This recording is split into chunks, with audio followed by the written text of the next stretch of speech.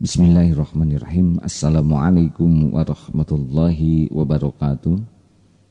Alhamdulillahi rabbil alamin. Allahumma salli ala Muhammad wa ala alihi wa ashabihi ajma'in, amma ba'du.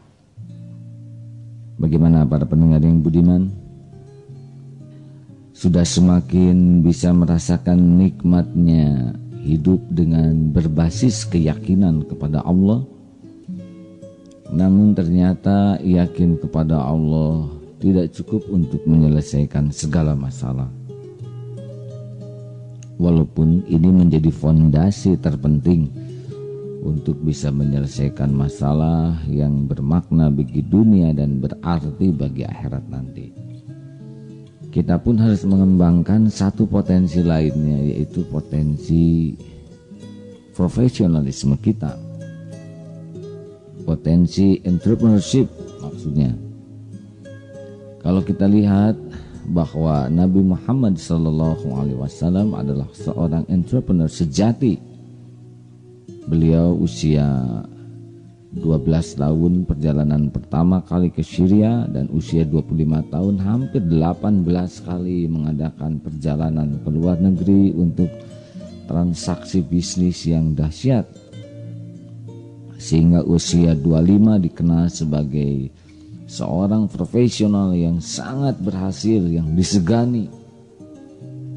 Karena beliau memiliki keunggulan, kepribadian yang bisa membuat siapapun yang berinteraksi bisnis dengannya merasakan kepuasan.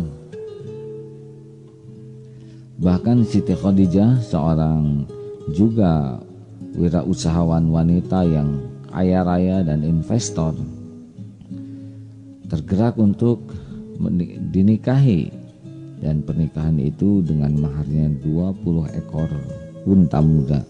Ini besar. Kalau saja seekor unta di kita 20 juta, berarti ya hampir setengah miliar untuk mas kawinnya saja. Ini tidak mungkin dilakukan oleh orang yang tidak punya apa-apa. Sayang, kita kurang begitu serius menggali tentang entrepreneurship Rasulullah SAW. Padahal ternyata inilah pilar yang bisa membuat peradaban pada waktu itu menjadi kokoh. Pada prinsipnya entrepreneurship ini bisa dilihat dari kemampuan mengkreat manfaat dari apapun yang dia sentuh, dia lihat, dia dengar, sehingga selalu orientasinya nilai tambah. Dan insya Allah dalam beberapa pertemuan kita akan coba kita kembangkan trik apa yang paling penting kita miliki agar kita bisa maju dan sukses dalam hidup yang sekali-kalinya ini.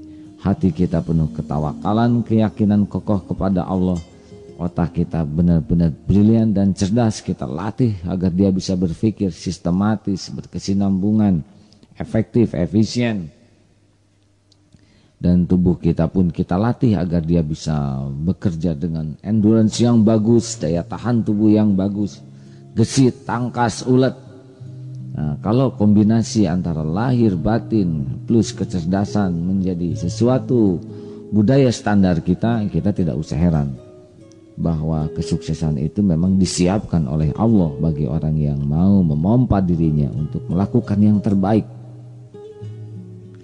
Jadi kalau ada yang bertanya, wah saya mau bisnis susah modal. Nabi Muhammad adalah seorang yatim dan akhirnya yatim piatu usia 5 tahun. Tapi ternyata bisa bangkit menjadi kekuatan yang sangat dahsyat yang mempengaruhi peradaban sampai saat ini. Beliau tidak punya modal finansial. Usia 8 tahun 2 bulan beliau sudah mulai menggembalakan kambing. Tapi ada satu yang bisa menjadi kunci dan insya Allah kita bahas secara berseri. Nabi Muhammad dari awal sudah dikenal dengan sebuah gelar yang spektakuler yang tidak ada satupun kampus yang berani memberikan gelar ini. Beliau diberi gelar Al-Amin, orang yang amat terpercaya, yang kata-katanya menjadi jaminan, yang janjinya pasti akan ditepati, yang perilakunya tidak tersentuh oleh kebatilan dan kezaliman. Nah, rupanya kredibilitas ini menjadi faktor penting yang membangun komitmen dari masyarakat sekitarnya. Jadi kalau kita sudah berhasil membangun kredibilitas pada diri kita, itu akan timbul komitmen. Komitmen ini lebih berharga dari kebersamaan. Bersama belum tentu komitmen sudah tembus ke dalam hati. Kalau kebersamaan masih berbau fisik. Dan komitmen yang mendalam akan menimbulkan cinta, dan cinta akan diwujudkan dalam bentuk pengorbanan. Oleh karena itu, barang siapa yang ingin membangun kehidupan ini dengan baik dan meniru Rasulullah SAW sesuai sabdanya, firman Allah, laqad kana lakum fi Rasulillah uswatun hasanah, ya, sebuah contoh nyata. Maka kita harus selalu berhitung dengan modal terpenting kita, yaitu tentang kredibilitas diri kita sendiri.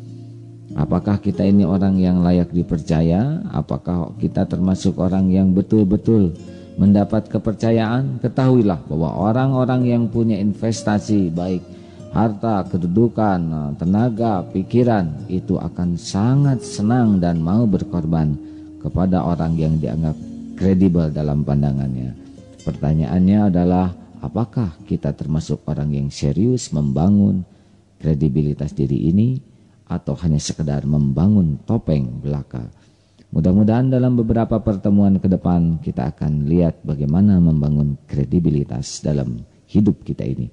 Wassalamualaikum warahmatullahi wabarakatuh.